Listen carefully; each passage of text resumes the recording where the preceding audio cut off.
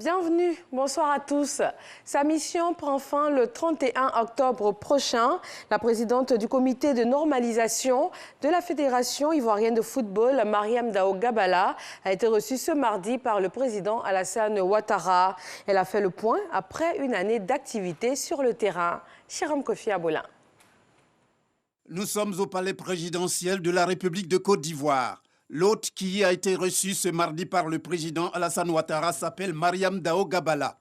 Elle est la présidente du comité de normalisation de la FIF, Fédération ivoirienne de football.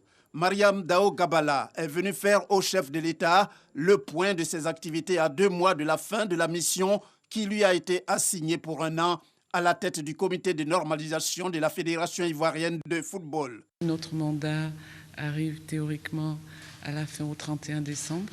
Il était important que nous puissions venir lui faire le point de notre mission et lui dire un peu les défis qui nous attendent. Les textes sont maintenant au niveau de la CAF et de la FIFA. Ce sont des textes qui ont été revus en fonction des exigences de la CAF, des exigences de la FIFA, mais aussi et surtout des exigences de la loi sur le sport qui a été votée en 2014. Ces textes vont repartir au club. Et nous pensons qu'au mois de novembre, nous aurons la tenue de l'Assemblée générale extraordinaire pour voter les textes. La présidente du comité de normalisation de la FIF a par ailleurs indiqué avoir saisi l'occasion pour solliciter l'appui financier du président de la République, Alassane Ouattara, cela en vue d'une meilleure prise en charge de l'encadrement technique de l'équipe nationale de football en attente de ces 2 derniers matchs qualificatifs pour la Coupe du monde de football, prévue au Qatar en 2022. Les ministres gouverneurs des districts autonomes ont eu une séance de travail avec le Premier ministre.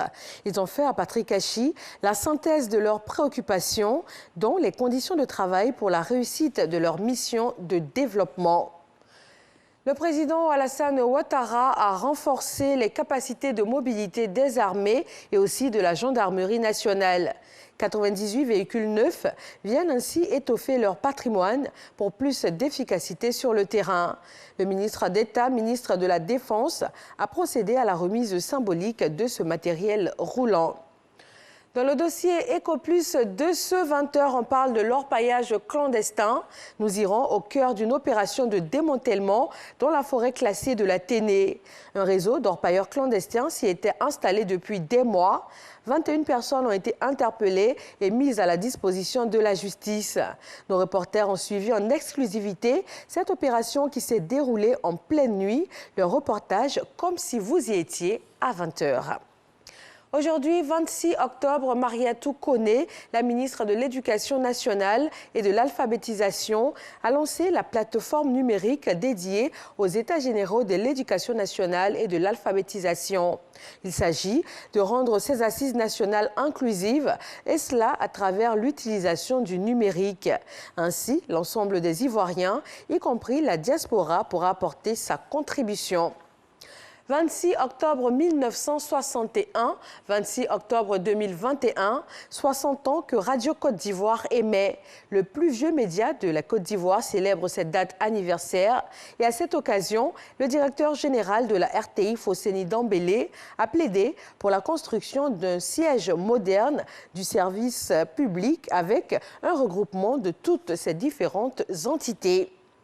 Et puis au Soudan, pour terminer, le général Abdel Fattah al-Burhan s'est exprimé suite au coup de force d'hier lundi. Il est le chef de l'armée et du Conseil souverain de la transition qui a dissous les autorités de transition. Concernant l'ancien Premier ministre Abdallah Hamdok, il assure l'avoir sorti de sa maison pour préserver sa sécurité.